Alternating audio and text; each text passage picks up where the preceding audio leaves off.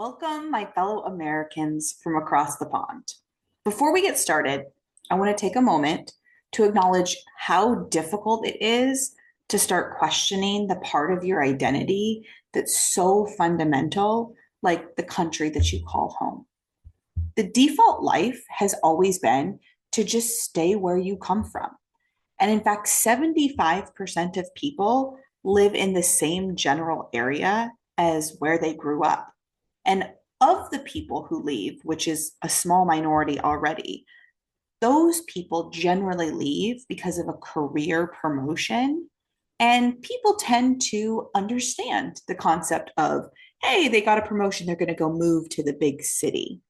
So, this idea that simply deciding to move because you want to, especially to somewhere as extreme as the other side of the planet, it's rare, really rare. And because it's rare, it's really easy to talk yourself out of it. And I know that considering a life abroad is a monumental decision. As much as I think, man, why doesn't everyone just do it? I know it's a big decision, and I'm honored to help you be here and explore it.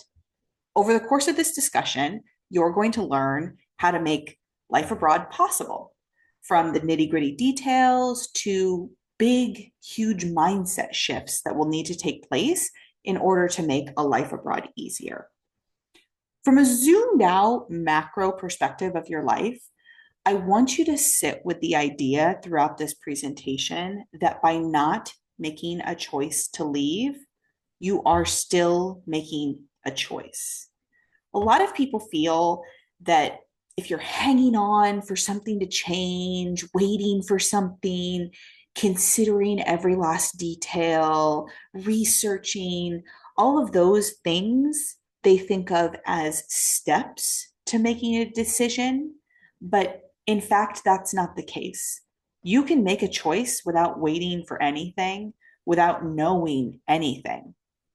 Because while you're hanging on and waiting for something or mulling over every detail, you are making an active choice. And that choice is to stay put, not take action, and maintain the status quo. I am truly glad that you decided to log in here and be here today, and consider the possibility that you could potentially move abroad. Like, I don't have a dog in this fight because you're going to move to one of hundreds of countries. But I just want to make sure that people are having the opportunity to live their best life. And it is my sincere hope that I can put your mind at ease and give you actionable steps towards moving abroad and changing the trajectory of your entire family's life forever. It's that big. It changes people's lives that you have not even met yet. You are allowed to make this choice. And by the end of today, I hope that you feel much clearer on what it is that you would like to do. For those of you who don't know me, I am Veronica. I grew up in Seattle. I have been married for nearly 15 years. I have two daughters. They are 12 years old and 10 years old. And before we started living abroad, we lived in a suburb of Portland, Oregon. Every major metropolitan area has that one suburb that people think is fancier. And that's the suburb we lived in because I wanted my life to look a certain way. I had envisioned that I would be one of those fancy ladies who lunch. I would go play tennis and meet up for lunch with my girlfriends who also were not working. I thought, white picket fence and electric vehicle, all of those kinds of things. And I created that. I thought it ahead of time and I created that. I lived in my white picket fence house. I had my electric car. Kids went to private school. I basically did not work during the day, although I did run a business. And I realized that after I got all of those things, that was just the life that I was expected to live, that people thought I should be living. And that's why I wanted it so bad. But once I had it all, I didn't actually want it as bad as I thought. So in this suburb, like many areas, there are natural things that are happening because of climate change. And one of those things is fires, wildfires. So years before COVID, we had already gotten into the custom of wearing masks during certain parts of the year when there's, unbreathable air and the air quality index is very bad. So March of 2020 comes, people are wearing masks, COVID's in full swing. And that year, again, because they don't care about COVID, the wildfires happened. In September of 2020, the wildfires caused us to need masks even more desperately than what they did with COVID. And instead of doing what we had always done, which was to hunker down and just like wait it out, we decided to leave. So we left to Arizona. It was the cheapest flight out of the Portland airport. And we went to a resort. It was practically empty because of the COVID times. And it was wonderful.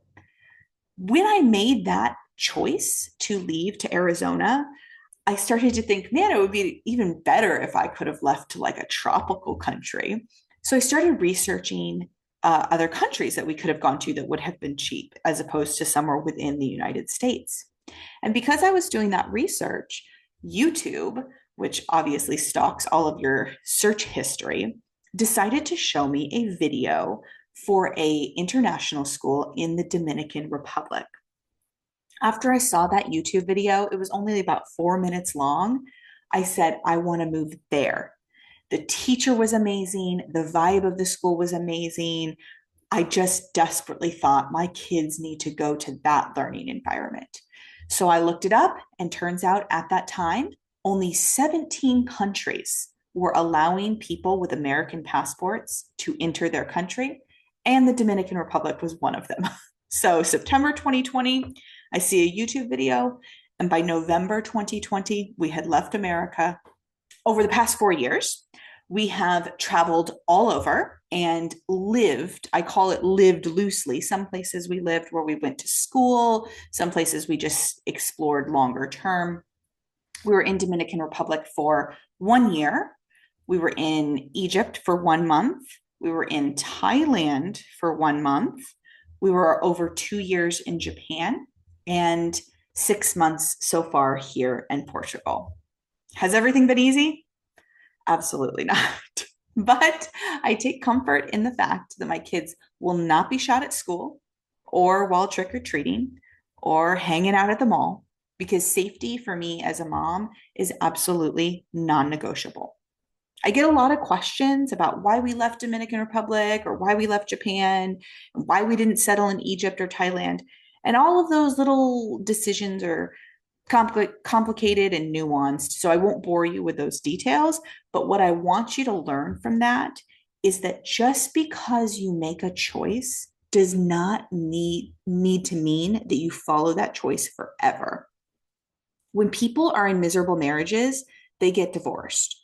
When you're in bad job situations, you're underappreciated, underpaid, you leave the job. And when a country no longer services you and is in your interests, you can move. So today, I have prepared information about a variety of topics that will help you do exactly that, leave the country of America. And we'll include everything from how to earn remote income, legalities of moving abroad, healthcare, and more. But I want to invite you to drop your questions in the chat and just think of them and pop them in the chat so that I can answer them during the question and answer time. Don't wait, because then you'll forget your question. As we've moved, we have evolved our positions on what makes a location good for our family, because there is no perfect location, right? If everyone thought, oh, this is the perfect location, then the entire world would go there. It is a matter of preference. So we have continued to build out our wish list and evolve our positions on things, because it's okay to change your mind. None of these choices are set in stone, and you can continuously add and subtract to your wish list as it suits your family. Absolutely. We would like a high standard of living, low crime rates, gender equality, a laid back lifestyle, excellent and affordable healthcare, and political stability. With all the things going on in the world, it became important for us, instead of in Japan, where there's like nuclear missile tests happening over above us. We wanted somewhere that was unlikely to get involved in any of these major conflicts happening around the world. So that's something we added to the list later because I had never really considered that as a wish list item before. This lifestyle has absolutely changed our lives. And I hope that I can show you practical steps to make it possible for your family too. Even though your journey is going to look different from ours, I think there's a lot that you can learn from what we've done and where we've been so far. All right, now I'm going to go a little woo woo on you because at this moment, many people are reaching a breaking point and they're considering what would have previously been extreme solutions, like moving out of the country, because things have gotten so bad. And I want to give you this visualization that I've had for years about the situation in America, just so maybe it can help you understand the way that I view it now as an outsider.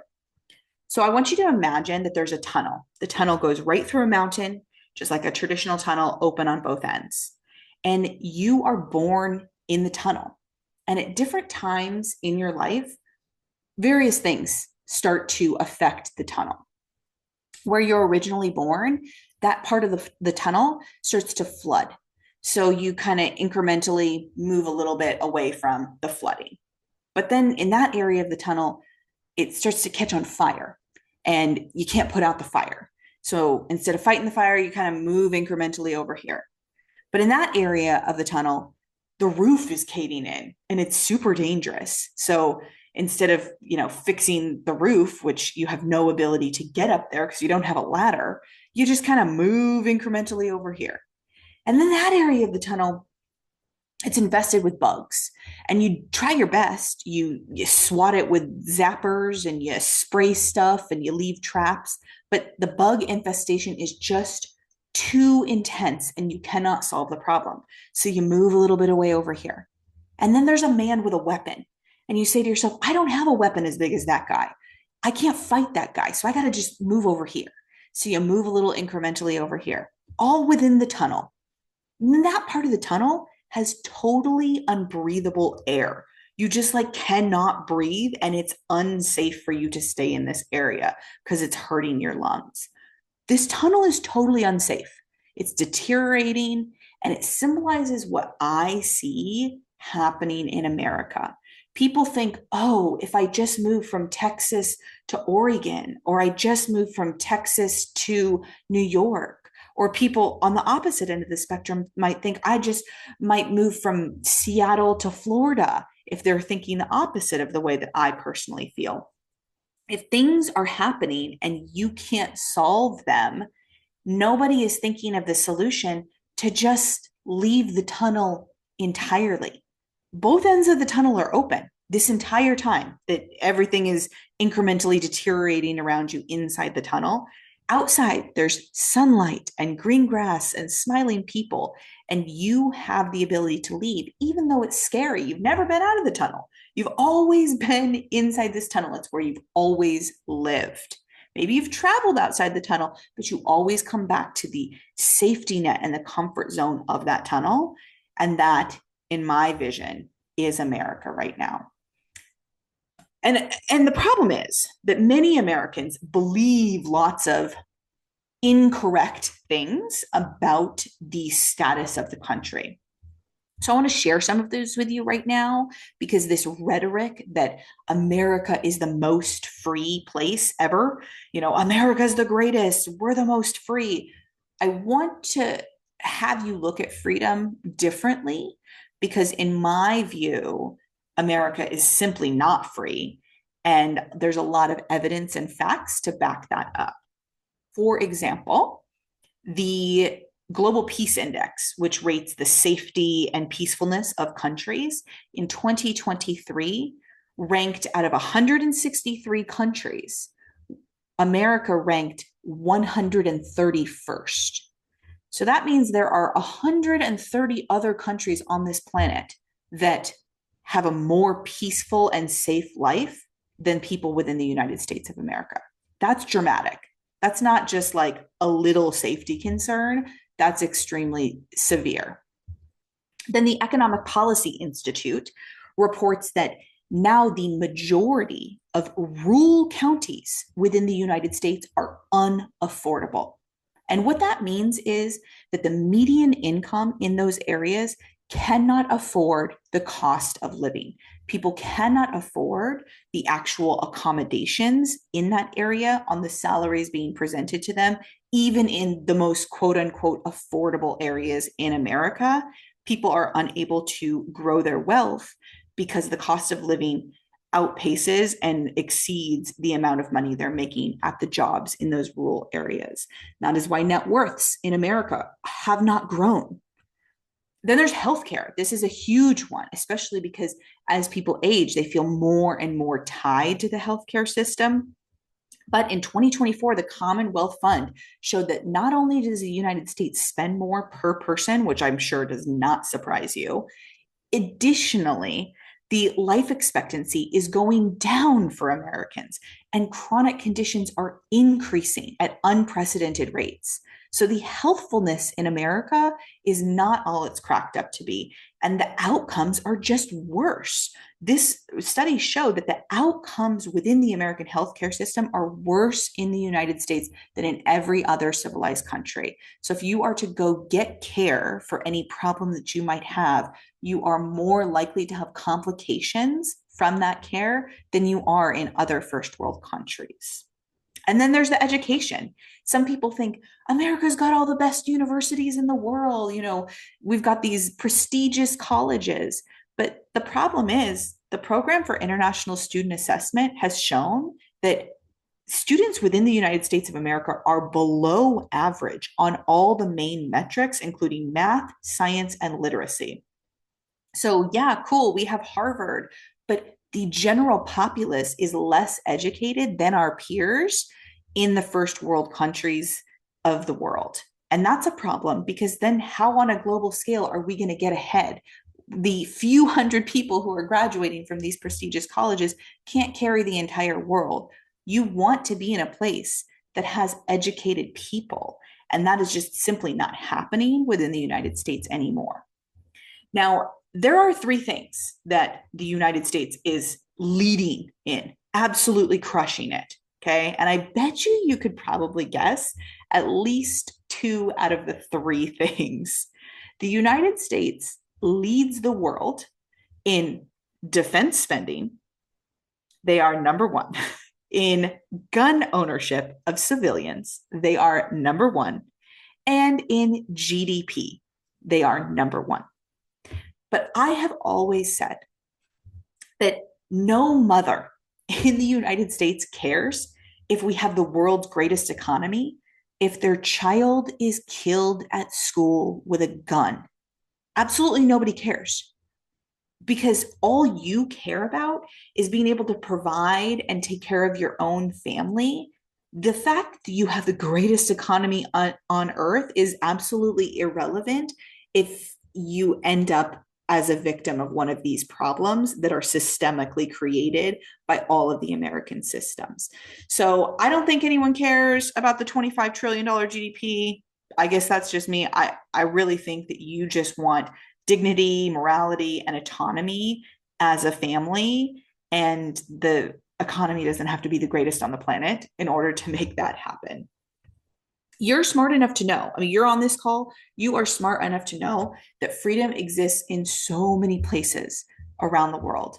Other countries honestly find it hilarious that Americans are so convinced that they are more free. Last week, I was at a breakfast, like a hotel breakfast in Vienna. And there was this British guy who was with his partner reading on his phone an article. And the article was the hundreds of, I think he said 300 and something ways in which Brits are more free than Americans. And he's talking about huge things like financial freedoms, educational freedoms, healthcare freedoms, all of those big topics. But then he just started laughing when he saw that public libraries have certain books that are banned in the actual public libraries and that we couldn't even buy unpasteurized milk. He thought that was hilarious. And that was the end of the conversation. He put the phone down. He was like, man, Americans are crazy thinking that they are more free when here's a list of all the ways in which another first world country is way more free than us. One of the things that I like to express to people is that every single place on the planet has people who love living there and people who hate living there. So there's no, oh, yes, this is a great place for all expats. That just it does not exist. Some people will love it, some people will hate it. A lot of people think, oh, if I choose the right city, it will be, good enough for my family. That's not the case. It's not even about the right neighborhood. It's about the right house on the right block. Because think about how many experiences can be affected by exactly where you end up. If you have shitty neighbors, that will dramatically affect your experience. If you have a neighborhood that at night they just crank up the music and it's super loud, that will affect your experience. If it's difficult to get to the grocery stores or get food, then you're going to have a worse experience. If you have no access to the right education for your kids in the individual house, if it's a huge commute, you've created an experience that's going to be less than ideal for your family. So it really is not about reading the right blog, finding the right city. It boils down to the exact home that you end up picking. And that's why, even though the majority of people who teach this tell you to go on a scouting trip, I'm not a big advocate of that. If you're like a super wealthy retiree, maybe a scouting trip makes sense. But I didn't go to these places that I've chosen before I chose to move there because going months in advance is just not going to give you the answers that you're looking for. Imagine like a honeymoon period. When you're in a new relationship, it's all, rainbows and sunshine and butterflies. Everything's the honeymoon period. That's how it is when you go somewhere as a tourist. There are places that you could go as a tourist that would be amazing, but then you go and move there and it would be miserable. So I just don't think you're going to get the answers that you need by going on a scouting trip because it's just an absolutely different experience overall. Instead, I think you should do the mental preparation for moving and do the logistical preparation, but worry less about knowing everything about the place that you're going because you're going to have to be flexible and pivot once you're there regardless. So when I say mental preparation, what I mean is if you are somebody who is on this call who has decided in your own right that you are moving abroad, there are two ways that you can handle that. One, you can choose not to tell anyone and protect your decision. Just keep your mouth shut, lay the groundwork, get the preparation to actually go to that place and protect that decision by not telling anyone. Or if you do tell people, you're going to need to defend that decision because people like the status quo. And so if you are not prepared to defend your decision, which I found that people will ask you a lot of loaded questions that they know you're not going to know the answer to, or that are going to have a negative answer, to make it so that it's not a good idea for you to go, and they will try to talk you out of it. As you go through this process, I want you to understand that part of the mental process on this is making fast decisions. You can't mull over every decision because you'll miss opportunities. You'll miss deadlines. You'll miss, how you need to do the process is in immigration is very specific about when you answer emails and when you turn things in. So you have to make fast choices and you have to pivot quickly. If an accommodation sucks, you got to choose something new quickly. You don't have to have that mentality of hunkering down. Like you get to a country, something sucks.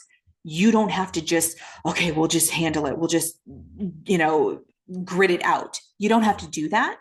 We moved, this picture on the slide is us moving our suitcases down. We moved to 7 different accommodations in the first 4 months of living in Dominican Republic while we bumbled around and figured it out because we didn't have a plan and we just didn't want to be in America. So we had to pivot. We made fast choices and we moved a bunch of times until we found the right accommodation for us in that country.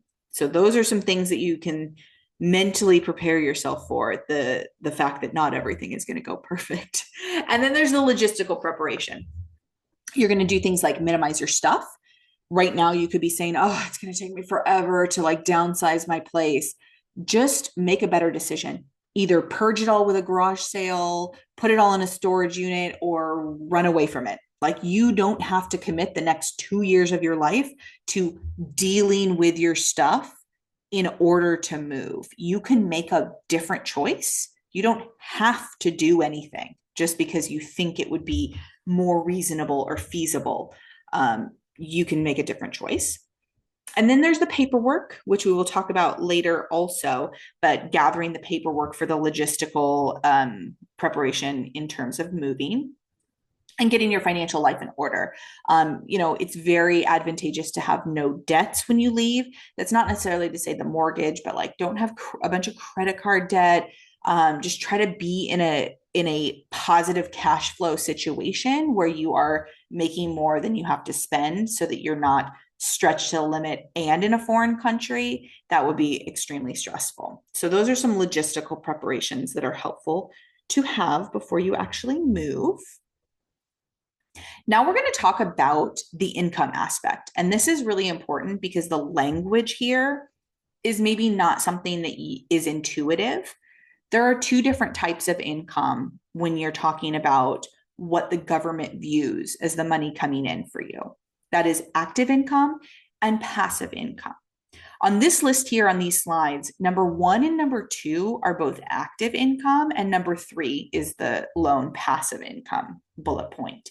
And the reason this matters is because the active income, from the government's point of view, is that your butt is in that country doing the work and earning that income. So for remote employment, that would be like you have a remote job. My husband is an auditor. If you are a teacher, but you teach online, that is remote employment. You're employed by a company. In America, we would refer to that as a W-2 employee. You have a regular income paycheck from a company you are employed with. That's remote income, but the actual work itself is happening in that country, despite where the money's coming from. So that is active employment. Remote work is also active employment. It requires you to put in hours, and during those hours, your butt is in the country that we're talking about, wherever that is that you choose to go live. So that would be freelancing, consulting, content creation. It's individual work for individual pay, and that takes active hours that are happening in that country that you have chosen to go be in. The passive income is kind of the golden ticket to living nomadically more easily. Now, to be fair, a lot of countries are launching remote visa options. So for the remote employment and the remote work, you can absolutely find visas, and we'll talk about some of them later, where that active employment is totally okay. But it just reacted differently in terms of taxes and how the government views that employment. Whereas passive income, that falls generally under the same category as retirement. So when you're talking about retirement, that is sort of automatic income, right? That's going to be Social Security, pensions, retirement income accounts where you are passively getting that money. No hours need to be put in. They've already been put in. It's already happened. The work has already happened. Other things that fall into that category are rental income, digital products, and affiliate income. In addition to royalties is commonly listed, although I think that's quite a rare income. Those are all passive forms of income. So for us, we have a rental property, and here in Portugal, we are on a retirement visa because that rental property is considered passive income, which falls under the same category as people coming here with Social Security and pension income. So having that passive income has better tax advantages because it's not earned income. It's more like living off of savings. It's just more automatic. It's foreign sourced. It's just coming in to sustain you. So there's some nuance with the taxes and the different applications if you're able to secure that passive income stream. In the coming days, you're going to be receiving some emails if you registered for this webinar via the link. Then that's going to show you a free guide that I have that has 10 remote work ideas that you can start now to start building up that income proof for whatever country that you decide to go try to live in. All right, so let's talk about visas. A lot of Americans have no idea what a visa even is because Americans have passports that are very strong, meaning other countries allow us to enter their country on visa on arrival. So a visa is essentially just permission to enter the country, whatever country it is. And so most places you go, you present your passport at the immigration and they just stamp it and you get a visa on arrival. If you've ever traveled to Russia or China, those are visas that you have to apply for in advance, even as a tourist. You have to go present yourself to an embassy, provide your passport. They have to do some vetting, and then they put into your passport that you are allowed to enter as a tourist. And there's also a fee associated with that. Some countries allow visa on arrival, but there is a fee, like Egypt, for example. You can arrive without telling them in advance, but you still have to pay like about a $40 fee to be granted the visa to enter the country. So that's what a visa is. Some countries allow you to enter their country on a tourist visa, and then while you're in the country, convert that to a residency visa, meaning you're going to live there longer term under different restrictions and different rules for taxes. Other countries require you to tell them in advance that you are going to enter their country as a resident. Both Japan and Portugal, where I have lived, have required us to fill out paperwork in advance prior to entering the country in order to, actually Thailand also, we had to tell them in advance that this is what our plan was, fill out the paperwork, be approved. And then when we enter the country, we are not entering as a tourist. We're entering as an expected resident. So there's just some nuance. There's, about half the countries I've looked at require you to tell them in advance, and then half of them are like, you can enter as a tourist and convert the visa once you are here, okay? So it's important to, as you are making these choices, especially if you're going to be someone who pivots throughout the process, have a good stockpile of documents with you at all time. We have a huge folder, a binder for each family member with, pockets of documents that are originals, stamped with a seal from the government, all those kinds of things. We have birth certificates, marriage certificates, death certificates. That's important if you're trying to go for any sort of ancestry or heritage visas. That's one of the paths that you can use. If you have ancestors in a particular country, some countries offer visas so that you can enter and live as a resident there as a descendant of that country, in which case you would need to provide death, marriage, and birth certificates for everyone within the lineage on that family tree to prove to the government that you are entitled to that. You also need your passport with a huge leeway on the expiration date. If you plan to go live somewhere for a year, you need your passport to be not just valid until the end of the year, but an additional 6 months after that. So be sure to have a passport with an extended expiration date if you're doing moves like this. You also need your driver's license, driver's records if you plan on converting your license to the license of the country that you happen to be in. There's different laws about that. And then a criminal background check. Most people or most governments are requiring FBI background checks, but it just depends on your situation. In order to move to Portugal, I didn't have to get an FBI background check. I had to get one in Japan because I had been living in Japan for over a year. The process is just different depending on where you are in this journey, but just keep in mind that you will have to likely present criminal background checks. And then you're going to have to do things like bank statements and investment documents and proof of health insurance. Proof of health insurance is typically like a Band-Aid solution. They want to see that you have health insurance until you're technically allowed to get on their social insurance, because most other countries, I know that doesn't shock you, that most other countries have some form of socialized public insurance. But before you're eligible to get on that, you need like a a bridge policy to get you through. Typically people are going to go with Cigna or Allianz. They're the big worldwide health insurance providers that most expats or nomads go with. School transcripts, if you have children, there's always a photo element. You know, a passport photo has a very specific size and how they want your head and different things. Every country has that, and there's various size formats. So be sure to check on the requirements for that. If in the event there's like a date on it, like pay stubs, you want to have the most current. Bank statements, you want to have the most current. Those things you can't do too far in advance, but just know how to do it. If you need to log in and print them at a hotel or something as you move forward to a new country, be sure you know how to do that.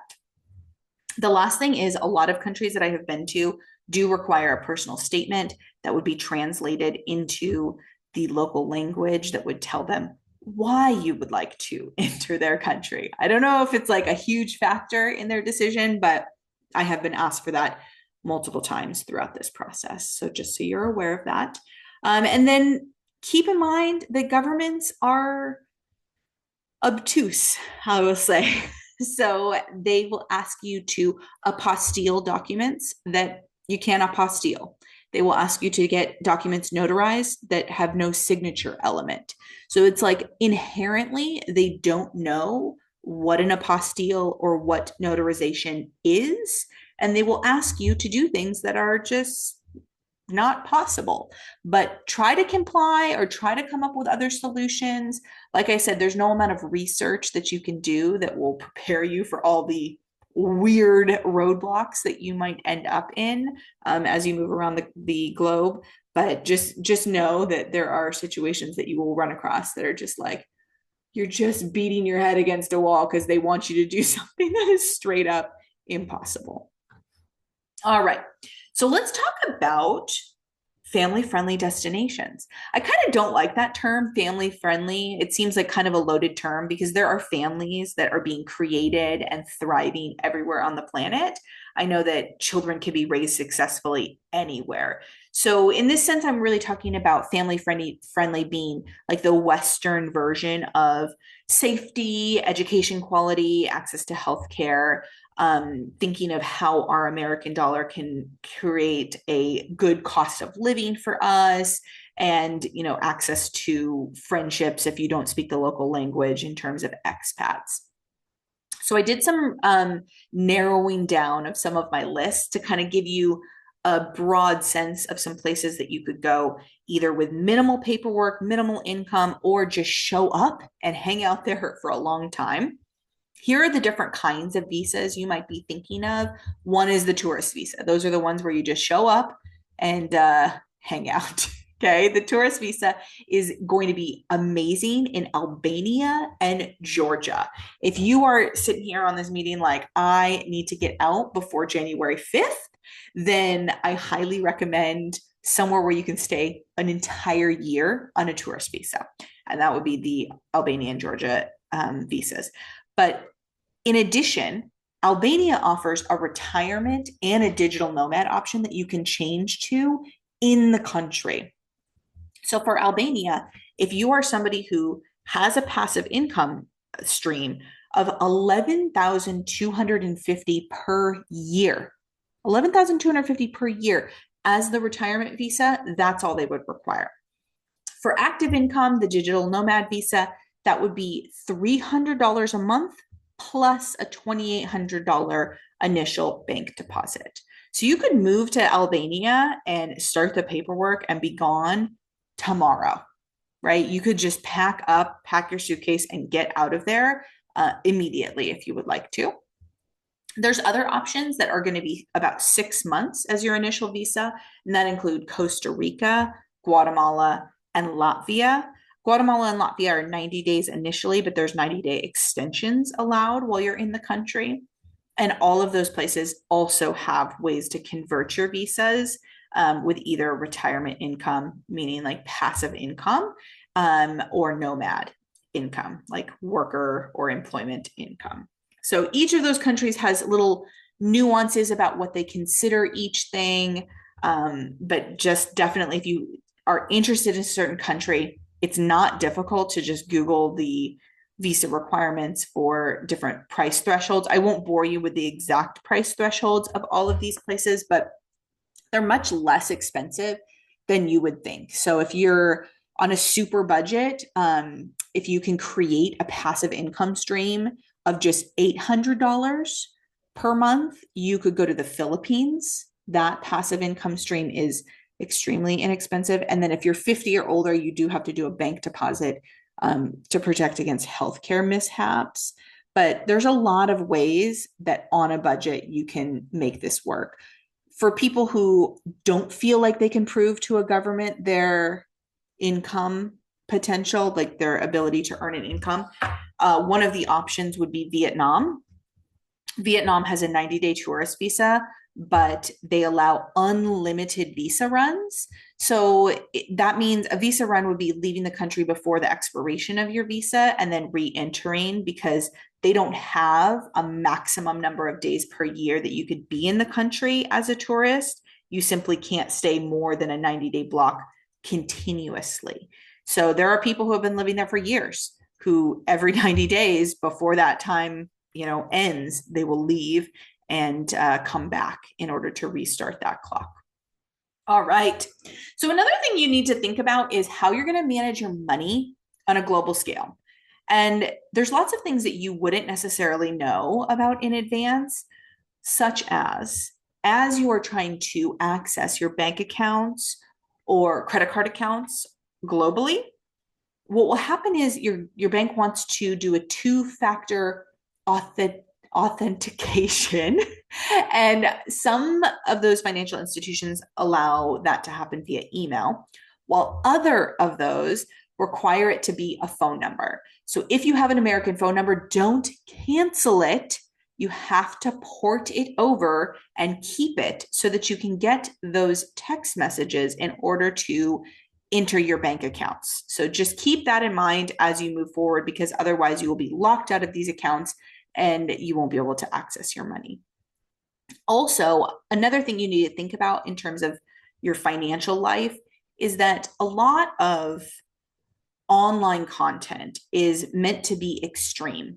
And so you will see cost of living estimates that are much lower than reality, partly because they might be willing to live in conditions that you are not, or they just conceal that they don't actually live in the city. They live in a suburb, or they don't actually live in as nice of a place as they make it seem, or they just rent a room. The cost of living estimates online I have found to be extremely undercalculated versus the reality on the ground of what you're actually going to be paying for different things. And that's for everything: rental cars, housing, it runs the gamut. So just keep that in mind as you're making your estimates, that you should always increase any amounts that you see so that you don't feel like you get stuck somewhere way too expensive. Another thing you would start to look at is currency exchange. So as you move around, the dollar versus whatever currency you're in fluctuates a lot. And so when you're doing large things, like when I purchased my car, I made sure to catch a little increase on the value of the dollar before transferring that to your bank account in a foreign country, or before using a service like Wise or Revolt, which is a common like expat online banking situation to move money around the world. As you see those currency fluctuations, if you need to move a larger sum of money, like for rent deposits or for your monthly rent even, you can save quite a bit of money, sometime in the hundreds of dollars, just by catching a good peak on when that fluctuation happens. So keep that in mind. And then another word that I had to really dig into how governments look at this is remit. So remit means to bring in to the country. Typically, when I'm doing expenses around the world, I will try to put every expense on my American credit card, partly to earn points, but also because it just makes my financial life easier, because then I can not bring the money into the country. I can pay for that dinner or those soccer cleats my daughter needs on an American credit card, use my American bank account to pay that off. Now, I've paid sales tax on those items, but Portugal doesn't see that money has been spent. Japan didn't see that money had been spent because it never is remitted into the country. It never hits my bank account. It just makes it appear that we have way less money than we do. And governments really haven't solved that problem. They have no idea how to solve that problem. And I have no idea how to solve that problem. I let them tell me what to do in terms of taxes, but that's just something to consider as opposed to just bringing a bunch of money in and spending it out of your local bank account. Consider keeping a good chunk of your financial life back home in America to mitigate potential tax implications on that. Really, the tax situations are complicated. And oh, I see that question about taxes. I will talk about that more in the Q&A, but the tax situation, depending on the type of visa that you're on and how many days you spend out of America versus in that said country, it's going to affect the tax situation a lot. So just keep that in mind and don't bring all the money into the country if you do not need to. Okay. All right. Another question I get a lot, obviously being a mom, is about education. Oh, my cup disappears. So we had already, before the whole nomad life, had already chosen the international school track for our kids. So in America, they went to international schools. When we went to Dominican Republic, it was an international school, and they have continued on in Japan and Portugal at international schools. So there are a lot of options if you have the type of patience to be a homeschool mom, totally allowed. There is remote school. So obviously with COVID, a lot of American schools have pivoted to being accessible in a remote fashion, and that could be anywhere on the globe. So you could continue that because as a US citizen, you're entitled to a lot of things, even back home, even if you're not in the country. So that would be one option. The international schools are going to be filled with people who are typically foreigners. It is usually preferable for those schools to bring in foreigners from a lot of different countries in international schools. And we have been told outright that local kids are lower on the priority list in terms of filling slots. So this is going to be filled with embassy workers, executives at fancy companies in these different places. So this international school community, it's the most expensive option, but it does give a nice cohesive feeling to your kids' education because they typically run in similar ways. I didn't actually know until moving abroad that there was a distinction between international schools and private schools. So a private school is typically going to be taught in the local language. They are significantly cheaper than international schools. So if you want a private education, but you can't afford the international school prices, although do not count yourself out before you check, because international schools in America are way more expensive than what we paid in Dominican Republic and Portugal. Japan was like the same as America, but as you move around, depending on what cost of living place you're choosing, they might be a lot cheaper than you think. So as you're looking at private schools, that could be a cheaper option, but it will require, the local language typically. And then the local school. Some people choose that, but you have to use a resident track in order to be entitled to go to the local schools, just because obviously they're not going to allow foreigners, even on a tourist visa for a year, to go to their local schools because you're not paying taxes. Some things you might want to consider about the education is educational continuity. Do you plan to go back to the United States? Do you plan to go to a particular type of school, a Waldorf school, international baccalaureate school? Find out, what kind of education track you hope your kids will be on. Consider the cost, of course. See if there's any sort of scholarships, if funding is an issue. And then you want to talk about accessibility. I am a huge advocate of not creating the same sort of commuter life that exists in America. In America, I would go 40 minutes one way to my kids' school and 40 minutes back. I had to do that twice a day for pickup and drop off. Every single day, I wasted hours of my life in the car commuting. I want you to have an accessible school. So here in Portugal, we live 4 blocks from the school, and that has gained me time back. This is a realization I had during COVID. When I no longer had to commute, I felt so much lighter. I had so much extra free time. I could actually cook meals and clean and spend time with my kids. And the stress level went down significantly when that commute was gone. So in Dominican Republic, we lived a 4-minute drive. We actually lived over the retaining wall of the school, but the way our neighborhood was situated was gated. We had to go around the gate and into the new gate of the other gated community. So it took a 4-minute drive to get the kids to school. In Dominican Republic, in Japan, it was a 10-minute walk. So typically the kids would bike to and from school. And then here in Portugal, the 3 blocks. So I highly recommend thinking about choosing a accessible school that is directly next to wherever you're living. So whether you choose the house first and then the school, or the school and then the house, make an accessible situation for yourself that will make your work-life balance and your life abroad much easier. Then you want to think about social dynamics. We had a friend in Japan that initially sent their child to local school, and the social dynamics were tough, even though they were fluent in the local language. Socially, it was just tough. So they decided to switch to a private school situation because it was just less, bullying and weird social awkwardness. So definitely think about how is your kid going to fit into these situations.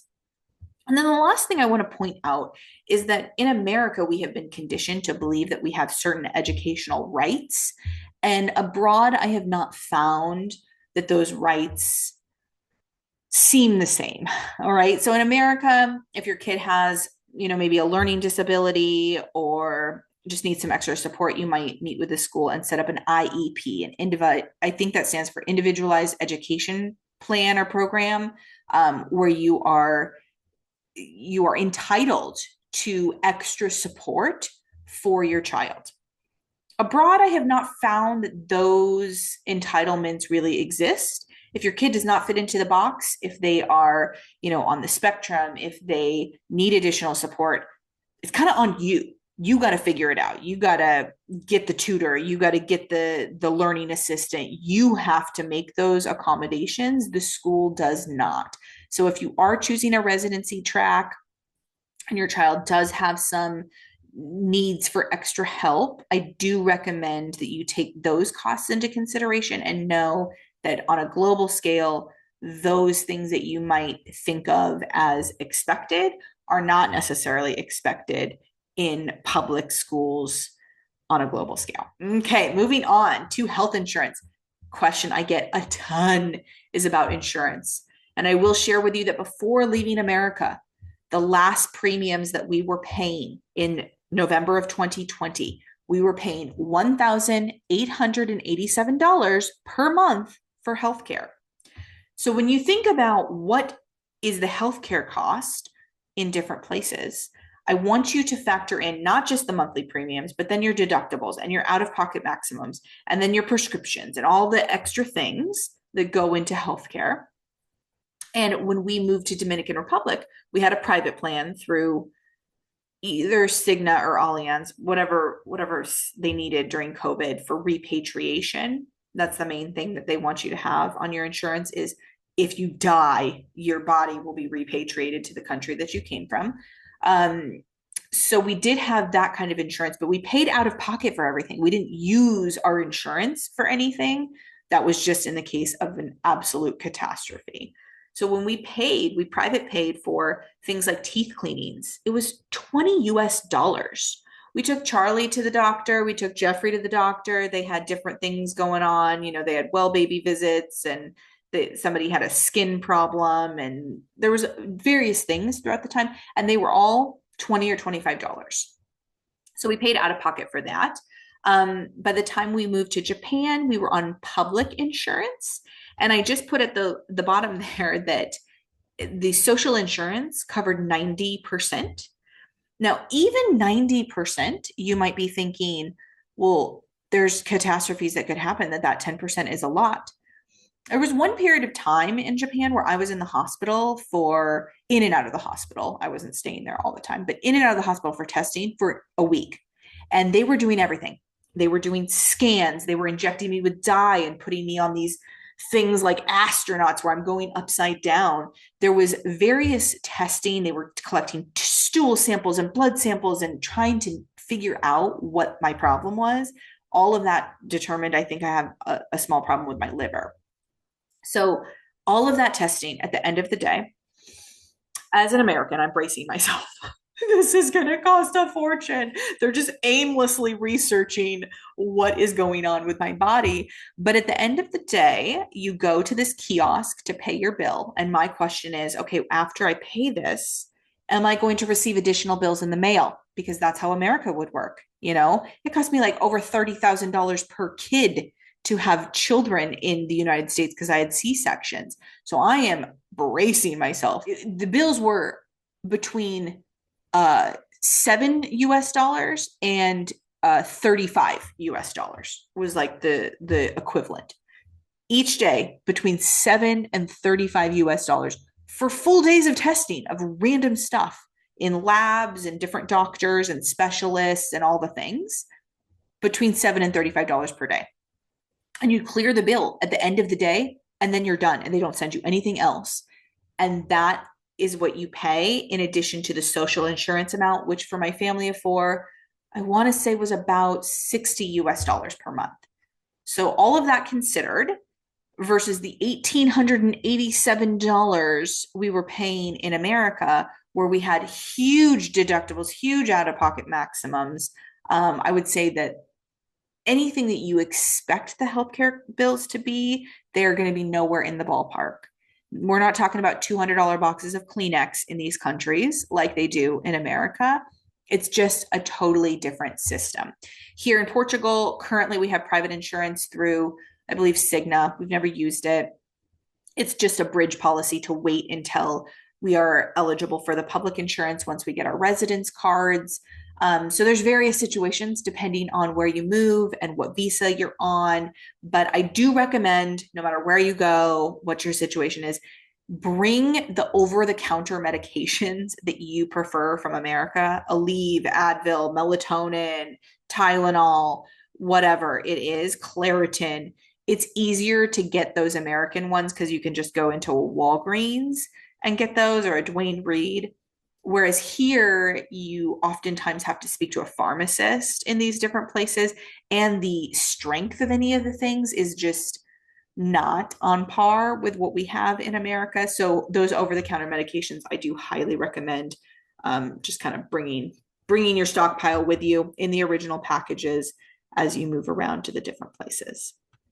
So I hope that puts your mind at ease about healthcare. We've had great healthcare. In developing countries, in first world countries, doesn't matter. Run the gamut. We have had great healthcare. I have felt very well cared for in all the different places that we have been. All right, let's talk about mental health and happiness as an expat or nomad. It is a unique life, right? A lot of expats or nomads go into this and say that they feel isolated. And part of that is because we as Americans are just accustomed to not sharing our difficulties. We just, hunker down, grit our teeth, and try to solve our own problems. But in this life, I have found that building a support network and having a community of people who are doing the same sort of thing that you are is invaluable. They get it. They totally get it. They will tell you where to find the foreign product you're looking for. They will tell you how to solve your weirdo government solution that you can't figure out with some weird bureaucratic office. Expats stick together. And I have found that you come to an area and they are immediately welcoming. They are like, let's have a barbecue. Let's go out for drinks, have a sleepover. I mean, Charlie was having play dates within a week in this country, because when you come to these areas, they are so excited to have new faces And it's a vibe. It's a vibe. It's so welcoming and wonderful. Whereas what was unfortunate in America is my best friend lived like 45 minutes from me. Even though she was in the same metropolitan area, it was like so far to access my closest friend. And I didn't make friends with the neighbors. They didn't want to talk to me. So when you have a life set up where it's like, man, even though we live close, we're not that close and we don't get to see each other as much as possible. Whereas here and the previous countries, it was like our neighbors. Hey, neighbor, like we're friends. We hang out, our kids hang out. It was much more accessible. But you have to get out. You have to be willing to have those conversations and not just hide away in your house. So it does take some effort on your part. Then there is a certain amount of culture shock that happens. I feel that I did find this most in the first country that we went to, where I would say, well, in America, we did it this way. Constantly, I would think to myself, well, in America, well, you're not in America. Okay. You're not going to change the entire country to fit your comfort zone and be America. They do things the way that they do things, and you are there to assimilate. Just like we expect foreigners to assimilate to America, we should do the same and pay the same respect to the countries that we move to. And it doesn't have to be a battle. Like, you don't have to be like, it has to be my way, the way that I'm used to. Just learn to be flexible and just go with the flow on all of those different things. And then homesickness is another mental battle that a lot of expats and nomads deal with. And that's because with social media, you see constantly what's happening back home. That world is still spinning. Those people are still living their daily lives. But the difference is you are not part of it. And that can feel a certain type of way. Like, you might get some feels from that about the fact that you are not part of some of those experiences. But I just want you to know that as being abroad for 4 years now, I have found that a lot of the people who said they wanted change 4 years ago, 5 years ago, 10 years ago, are still in the same situation now that they were when I left or back when they originally said they wanted change. I'm the one who's changed and they have stayed the same. So definitely take some comfort in the fact that even though you're not part of that, it's because you have decided to evolve and they have decided not to. And that's okay. Your life is like this, and sometimes you can come together. We go home periodically for vacation, and we see people, and our lives are different. You can still love them and just wonder why they haven't decided to change with you. But there is a certain element of homesickness, definitely. Another thing to think about as you move to these places is how to set up your life in a way where you do have success. Okay. So if you go into a situation, you can sabotage yourself in a million different ways. One of the ways that you can ensure that you have success is to set up your routines, create new traditions that have to do with the place that you're at, and do stuff you love. Don't avoid spoiling yourself with the $20 massage. I get my nails done constantly here because like a manicure and pedicure together only costs $33.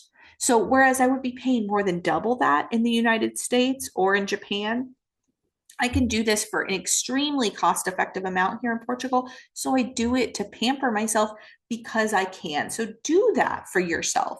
Set yourself up in a situation that you will be happy instead of, acting like, oh, this is difficult, so I have to suffer. You do not. You can do the things that make you happy, especially if you choose a location that you can absolutely afford to be in. I have always said, as you're moving abroad, get yourself a therapist and a bestie, and life ticks on, and you can be happy anywhere. You can be happy anywhere, assuming you just set yourself up for the success that you deserve in that country. So a lot of people need to stay motivated to live abroad, and you have to kind of dial in on what you're hoping to get out of this, because it's an opportunity to reframe everything, your daily life, how you're going to build memories and change the trajectory of your family. And there are big scale things, and then there's at home things that will be affected by this move. So for you as an adult, you're going to have an enhanced quality of life because you can buy back time by setting up a life that's conducive to you in terms of no commuting. You're going to have cultural exposure that you never realized. It's going to change your perspective on a lot of things. I mean, for example, let me just share a tiny example. In Japan, I learned that parents do not teach their kids, like, this is a cup. We teach our kids in America nouns. We teach them ball, flower, playground. In Japan, the sentiment of how they teach their kids words is verbs. They will say, you drink out of this, or you play on that, or you smell this. Doesn't it smell good? It's a flower. So they'll tell them the word, but they teach them in an actionable way. They teach them the verbs. They say whole sentences as opposed to just vocabulary words. So the cultural exposure and learning how people do things is fascinating if you let it become part of you. It just creates this whole sense of freedom that I never thought I could have. My kids have developed in a lot of different ways because they have had exposure to everything. They've had exposure to poverty. They've had exposure to extreme wealth. They've had exposure to how people treat people. And that, dictates how then they treat people. So I definitely want you to think about what freedom means for you and how in your own family you can create an environment that you can learn things that in America you just absolutely could not learn. That, I mean, everything from language to the ways that you think and teach, you're just going to have a different perspective than everybody else who's staying back home. So it's definitely a positive thing as you deal with those struggles and learn from them, and you will discover lots of new things on this journey that you will have. You're going to create deeper bonds. Your education for your kids is going to be more diverse, and you will personally be very changed during this experience and forever afterwards. All right. So I see these questions in the chat. I will go ahead and answer these, and feel free to continue to drop questions. I just want to preface and say that I am not a tax advisor. I am not a lawyer, so I cannot give legal advice, but this is just from my own experience. I will tell you, the things that I have done in order to make this move happen. Okay, so Julie wants to know, why did we go to Portugal after Japan? And the reason was the cost of living in Japan was becoming unsustainable. And I did feel that the community as a whole was not welcoming. The school community was fantastic, but after over 2 years there, I didn't have any Japanese friends other than my own family that was already there. So I didn't feel particularly welcomed by the actual community. And Portugal has a quick being relative, but it has between Malta and Portugal, it has the shortest paths to citizenship. And we are interested in becoming citizens of another country other than the United States. So between Malta and Portugal, we chose Portugal. All right, Michelle wants to know, am I still considered a US citizen? Is there a maximum amount of time that you're allowed to be gone? So I am still a US citizen. It actually costs money to renounce your United States citizenship, so I have not done so. My understanding is it's many thousands of dollars per person. So I still am required to pay taxes because the United States taxes on global income. So you still have to file a yearly tax return. And is there a maximum amount of time you can be gone? No, but there is certain tax advantages if you do not spend more than 30 days in the United States every year. The foreign income tax exclusion, I think that's the term for it, allows you to have a certain amount of reduced taxes if you are not in the United States for more than 30 days in a given calendar year, January through December.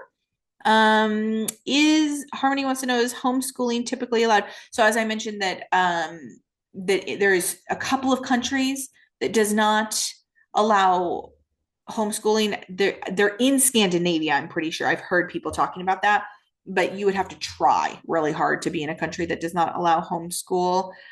Typically, it is allowed. I think all the United States allow it. So as long as your home state allows it back home in terms of your children's education, there's most places in the world allow that. Okay, Taylor wants to know, how do you choose the houses and places that you stay in?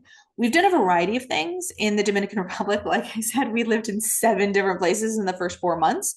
Those were found a variety of ways: Airbnb, VRBO, personal referrals. A guy on a Facebook group had a rental property. So there's just been various ways that we found them, but all of those in that whole country, we did fully furnished. So those places, we didn't have to buy anything to make our life happen, everything from the forks to the furniture. Then when we moved to Japan, I was intending on staying there longer already. That was my mentality, is I'm staying here longer. And furnished rentals were exorbitantly costly. So we did furnish our place in Japan, and we stayed there, like I said, over 2 years. So that was good for us. Here in Portugal, we also furnished our own place.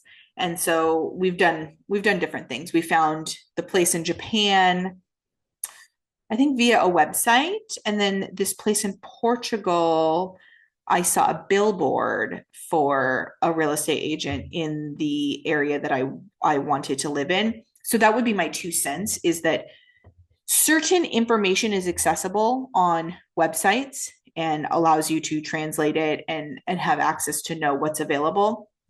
But there's other information that will never be available unless you have boots on the ground.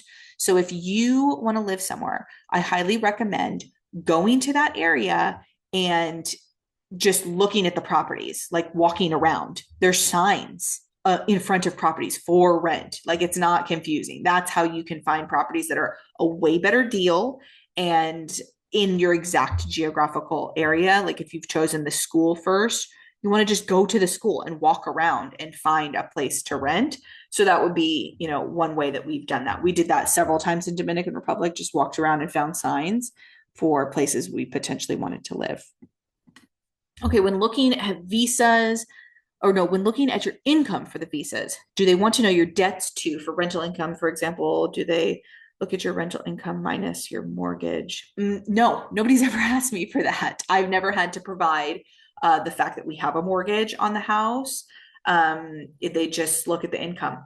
So I don't know if that's country specific, but we have used our rental income to get our Japan visa for residency, our Thailand visa, and our Portugal visa, and none of them have asked for that information.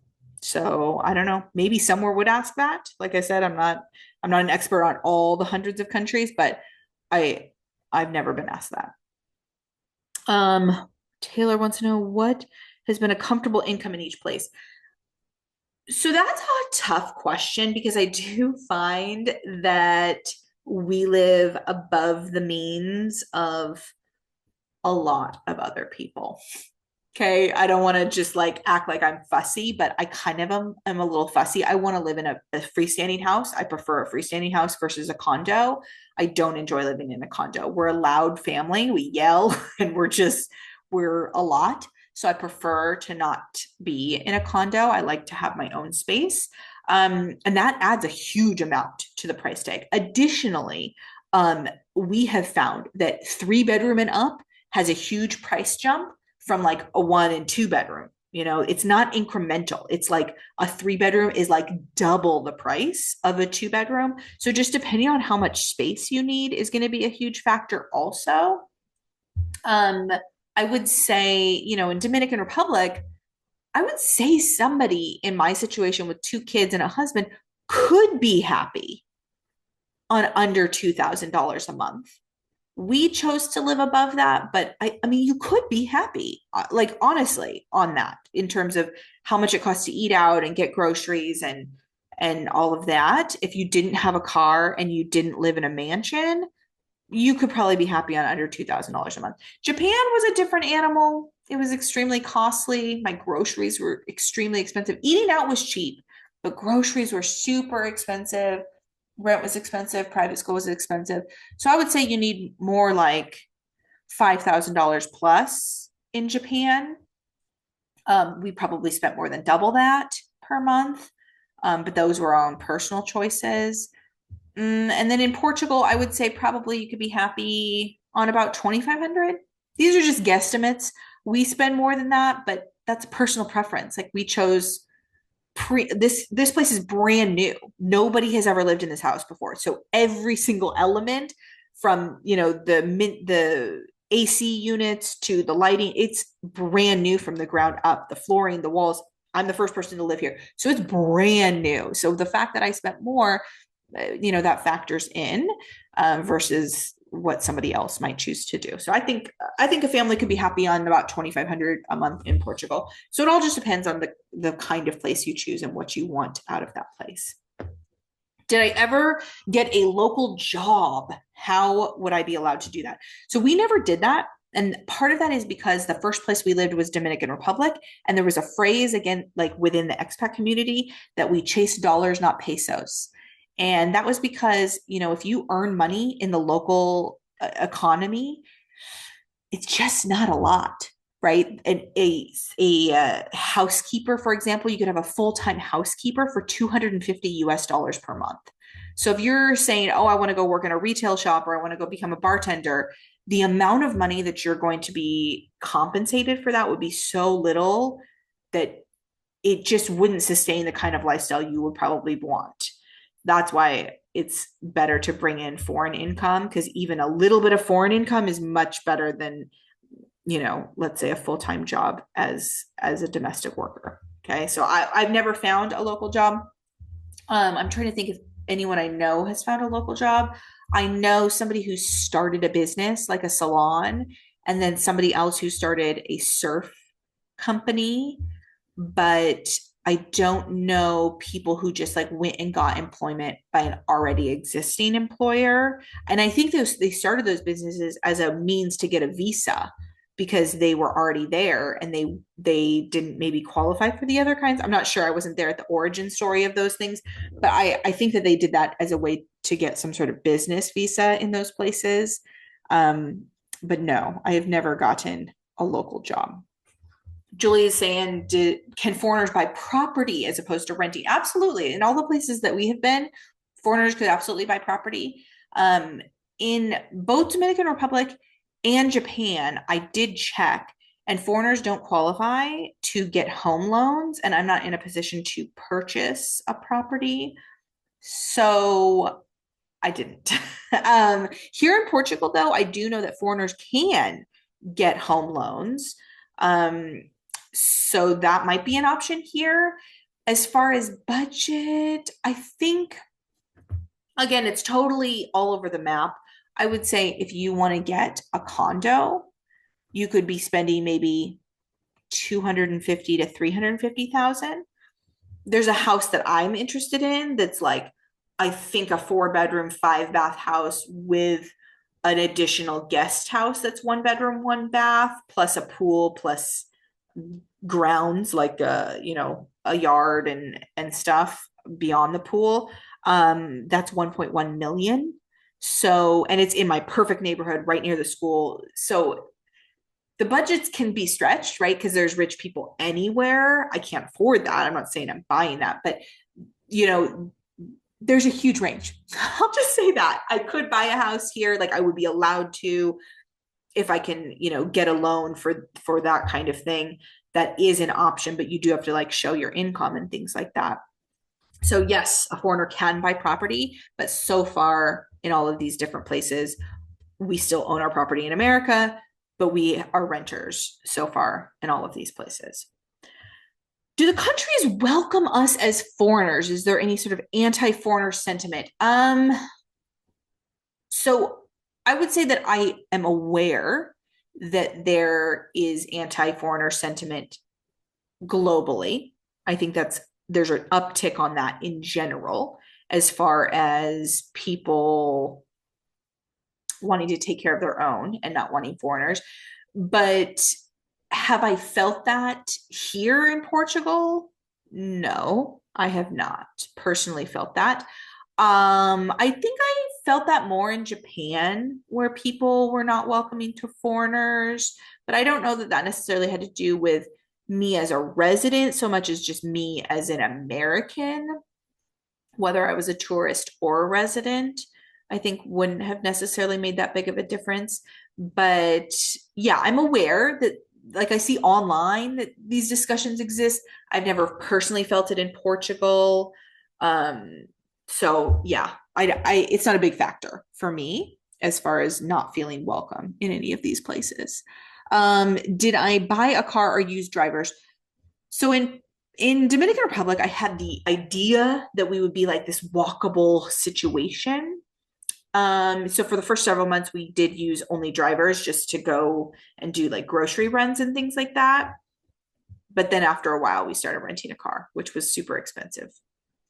So for the rest of the maybe 9 months, we did have a car there. In Japan, we did not have a car for 2 years. We just took public transit, but of course, they have one of the best public transits in the world. Here in Portugal, my understanding is they have a good public transit system, but like the bus I see here on my main road, um, they have blown past the stop with people waiting at it because the bus was full. Like the bus driver indicates, like he's like, I can't pick you up, I can't pick you up because the bus is full. So I don't depend on that. We did buy a car here in Portugal. We bought it just cash. I don't know if I could have gotten a loan for that. But we went up to Porto. So we live in like close to Lisbon, and the prices were expensive. So we took a one-way flight up to Porto and bought it for a significant savings versus the similar car here in Lisbon. And then it was like a 3-hour drive, and we just drove it back down. So we did buy a car here, and it was easy. I don't even have my residence card yet, and I was able to buy it, no problem. Um, how do you choose credit cards that are good for points and travel? All right, so credit cards, I am creating so much content around that right now that I haven't released. I have a whole worksheet about the 3 credit cards that I use the most often in order to earn points and miles to, transit my family all around the globe for either free or cheap. I think right now I will just sort of say that the main way that people get into points and miles credit cards is to choose what's called co-branded cards. They oftentimes see a really good deal where it's like, oh, you get 100,000 or 120,000 points or miles for this specific brand. Hyatt, Marriott, Delta, American Airlines. A credit card like that, that's a co-branded card that ties up your earnings within one company. And the problem with that is, as you create a global lifestyle, American Airlines is not flying from Thailand to Egypt. There's not, right? So you need a credit card that you can transfer to a plethora of different airlines and tons of different hotel brands depending on where you're going. So with the 3 credit cards that I use most often, I'm able to transfer to basically every major airline and hotel brand on the planet. So I do think as a global lifestyle, it's more advantageous to use the generic credit cards that allow you that flexibility. And I do have a lot of opinions about what is good because it's based on your spending habits. And in general, people have sort of the same spending habits in terms of like you spend the most on things like eating out, groceries, gas. Here's how you get the multipliers. It doesn't so much matter the multipliers on the travel, the hotels and the airlines, because you want to use the points to not pay for those things. So you need the multipliers to be on the things that you already spend on. Netflix, streaming services in general, those categories that you already spend on are going to build your points balance so that you can use them to get free travel. All right, so I'm going to move on to the next slide. If you have more questions, continue to drop them in the chat. I definitely use your questions to dictate, what kind of content I'm creating. But, I know that this topic is huge. And I've covered a lot of different areas, everything from like practical steps to your emotional well-being during a relocation with your family. And I hope I hope that you're feeling more informed and empowered about this decision to possibly leave the United States, either for a short period of time or for good. And I know that you realize that this is complicated and it is going to take some effort on a lot of different fronts, both emotionally and logistically. And there's a lot to discover beyond just the basics that we've covered here today. So I have some in-depth resources here that I've created, including step-by-step guides, exact links, hand-holding, worksheets, things like that. And I want to just kind of cover some of my premium resources. If you do check your email in the coming days, if you registered for this webinar via email, you will see the free resources that I have available will be dripped out to you gradually. But these are my premium resources for people who are like, I need to leave this country. I want to do it quickly. I need the exact guidance to just walk me through the situation so that you stop second guessing yourself and researching yourself to death. So the first resource I created was sort of the same as my first step in this journey, which was minimalism. We were able to Airbnb our house and rent it out because we had already become minimalists before all of this happened. So I have a Messy to Minimalist e-course, which just walks you room by room and gives you exact instructions and mental support to minimize your items. It talks about the different reasons why you hang on to items and how you can overcome those obstacles. So that e-course is available. And I will be sending the links to all of these through your email, or you can direct message me if you need the links to any of these. I also have the Homeowner Hustle e-course. So that's going to teach you how to turn an existing property that you already own, that you live in theoretically, into an Airbnb. We did that part-time for the first 2 years before the pandemic.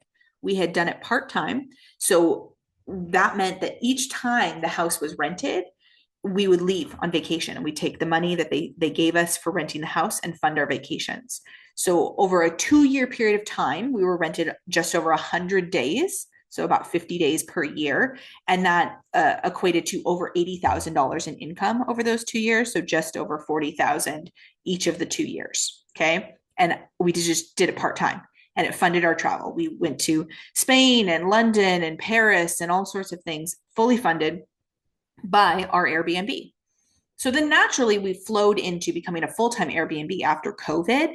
Once that wildfire happened and we realized we wanted to leave for good. And so I show you how I have now turned that what was $40,000 a year part-time income into about $70,000 per year of passive income that allows us to qualify for visas.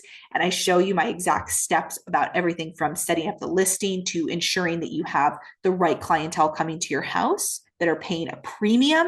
And this is not because I live in a mansion, you guys. I live in a 3-bedroom, 2-bath ranch style house, but there's just certain things that you can do to your house that will make it stand out and make it more desirable for those premium paying clients who are so happy that you are allowing them to live in your house for, what's a good price compared to a hotel, but what's a great price in terms of you taking that income and going globally and using it on a worldwide scale.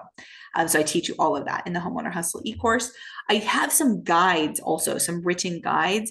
The Nomad's Guide to Remote Income and the Starter Guide to a Nomadic Lifestyle break down lots of details, everything from finding housing to setting up bank accounts to how to create remote income streams in terms of making a bunch of remote income streams work together so that you can build that nomadic life. I get paid in so many different ways. I get paid from affiliates. I get paid from ad revenue on my website. I get paid from digital products. I get paid from like e-courses. I get paid from print on demand items. I get paid as a writer online. There are so many different ways that you can earn income and piece it all together to create the full picture of your financial life as you live abroad. And I've got that all in the Nomad's Guide to Remote Income for those of you who are ready to just jump away and you need a way to financially support it. And then for people who are more just needing direction on what their plan is, I've got the Planning Your Remote Income worksheet. That is a I believe, a 14-page ebook with detailed questions that will lead you to your own answers. And so that worksheet is also a premium resource that you can send me a message and I can send you the link for, or it will be sent to your email if you registered for this via email. All right, I want to leave you with this thought. Your family is not meant to just be okay. It is meant to be deeply fulfilling, exciting, and true to your values. So when you take a step forward towards something that feels right for you, even if it's a little bit scary, you're giving yourself permission to live the life that you truly want. One decision, one moment, one life. This is you choosing freedom. Choosing a life abroad is not just about finding a new location. It is about you choosing to do what you actually want instead of what's expected of you, instead of what you're supposed to do, instead of what you think you have to do. You are choosing freedom, freedom of experiences and creating memories abroad that you cannot find anywhere else. You can wake up on a beach. You can wake up looking at historic buildings, and you can wake up watching your kids be safe every single day. No more active shooter drills, no more worrying about where the exit is when you're in a public place. That kind of life is possible. The stress-free, calm life of living abroad. And it's totally within your reach. It's not years down the path. It can be just next week. You can just hightail it out of there next week. There's going to be moments where you think, damn, I'm super crazy. I totally think this is insane. But don't let those doubts deter you from your own strength. Every step you take and every decision you make is building a life of meaning that you deserve. And it is a choice if you don't do this. You are choosing to stay in the situation and just continue to hope it gets better. You do not have to stay. You can choose what's best for your family. You are not obligated to fight the good fight for the rest of your life and have your kids fight the good fight and have their kids fight the good fight. You do not have to. You can choose your own sanity, your own mental health, your own safety over all of that. It is not up to you to change the insanity. So the tools that I have covered here today are meant to help you see that this is possible. I have free resources available. I have premium resources available. If you join this link, this meeting with the webinar link, then you have already been directed to the community that I'd like to build in terms of people moving abroad. It's a Facebook group for SLOMAD travel families. A SLOMAD is a slow travel family, not necessarily nomadic, not necessarily an expat, but a combination of the two. The SLOMAD family life group on Facebook. And it can be as simple as joining that group and letting yourself be around people who are like-minded, who are ready to take this step. I really believe that everybody on this earth has the ability to be happy simultaneously. You have the ability to live the life that you want at the same time that the other people are living the life that they want. We can all be happy simultaneously. And I am honored to be part of the journey where you are discovering that and realizing that you deserve this. So at the end of this meeting, I hope you will get out there and take action and trust that you are ready for this. The world is waiting for you. They are going to welcome you, and your best life is just one choice away.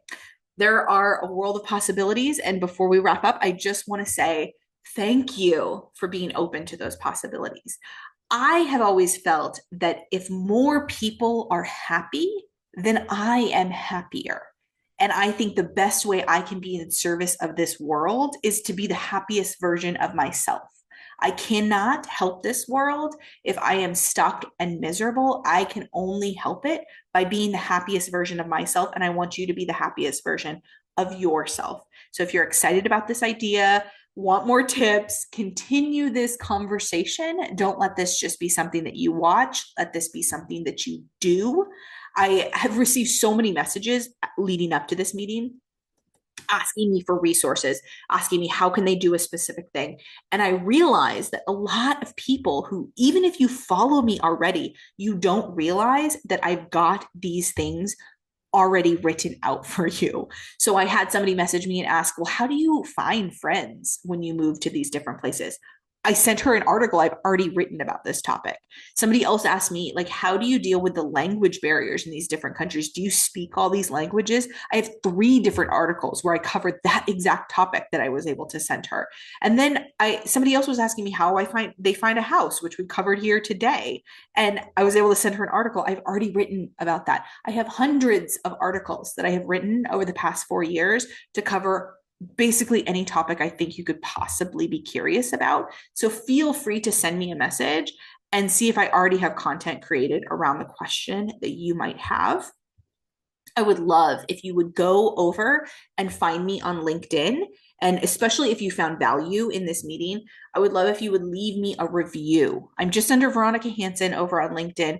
Leave me a review. Tell me that you enjoyed the webinar, and that would really help my professional profile a lot. Additionally, if you have friends or family that could benefit from this kind of information about living outside the US, I would love if you would refer me to those people, because anybody that I can help, I'm happy to help beyond just my own network, within your circles. I would love to connect with your friends and family who are curious about this, especially if you want them to come with you. We can just make a whole family affair out of it. You could be moving abroad together and continue to ask the questions that I haven't answered. Because as people ask me the same question repeatedly, that's when I write articles about it, create content surrounding it, and make sure to have more resources available for the next person to ask me that question. So feel free to ask me questions, even that I have not covered, that you think that I can help with, because I will continuously step out of my comfort zone and create content that will help people in situations like mine, who have questions that I maybe didn't have, but I can definitely help with now that I'm on this side of the pond. Thank you again for being here and for being open to this possibility of living abroad and letting me be part of that journey. I can't wait to see where the world takes you, and I hope to stay connected no matter where it is that you land. Thank you.